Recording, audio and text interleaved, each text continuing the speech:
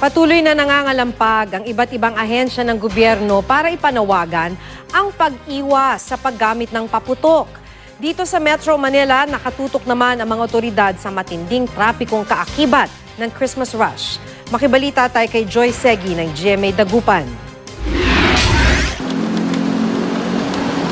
Karaniwan na ang mabigat na daloy ng trapiko sa EDSA lalo na tuwing rush hour. Pero ngayong magpapasko na, mas lumala pa ang kalbaryo ng mga motorista. Ang biyahe ng ilang sasakyan mula Quezon City hanggang Makati ngayong may Christmas rush, inaabot na raw ng 3 oras. Mas matagal pa raw sa karaniwang biyahe mula Quezon City papuntang Subic. Mga 2, ganun, 3. Mahirap eh. Araw-araw na lang eh.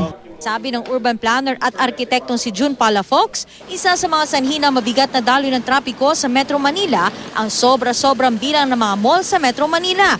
Over-malled raw, kumbaga. Patuloy naman daw ang pagriremedyo ng MMDA para mahanapan ng solusyon ang matinding trapiko. Pero ang paglilimita sa bilang ng mga itatayong mall sa mga lokal na pamahalaan daw nakasalalay.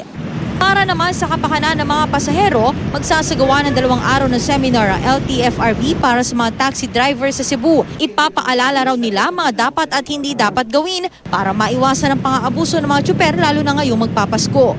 Bukod sa kaligtasan sa kalsada, tinututukan din ng mga otoridad ang kaligtasan ng publiko laban sa paputok. Magtatalaga na rin ng firecracker zone sa iba't ibang lugar sa Maynila.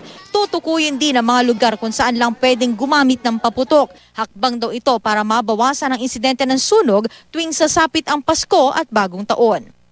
Kung ang Bureau of Fire and Protection ang masusunod, mas maigi raw sanang tuluyan ng iwasan ang paggamit ng paputok. Kaya tuloy-tuloy ang kanilang Oplan Iwas Paputok, gayon din ang Department of Health. Nakatakda nga makipag-ugnayan sa media at sa mga lokal na pamahalaan ng DOH para mas mapalawak pa ang kanilang kampanya. Pinangangambahan kasi nilang tumaas ang bilang na madidisgrasya sa paputok ngayong taon dahil sa pagsusulputan ng mga bago at mas malalakas na uri ng firecracker, tulad na lang ng Yolanda, hango sa pinakamalakas sa bagyong tumama sa Pilipinas.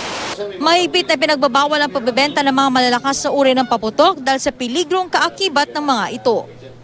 Pero may mga tinderang pasaway, tulad na lang sa Asinggan, Pangasinan. Mula sa pag-iinspeksyon ng pulisya, nakumpiska ang mga paputok na iligal na ibinebenta. Namataan din ang news at ilang kalataang gumagamit ng boga. Ang ika-5 sanhi ng fireworks-related injury sa bansa noong nakaraang taon. Of course, ang pinakatukunan natin is pwedeng ikamatay. Second is yung ma-amputate. Third is yung mga eye injuries. And then of course, yung iba is mga injuries sa mga extremities. Muling paalala ng mga otoridad, gumamit na lang ng mga alternatibong pampaingay na ligtas na, tipid pa. Joy Segui, Nagbabalita, Pilipinas.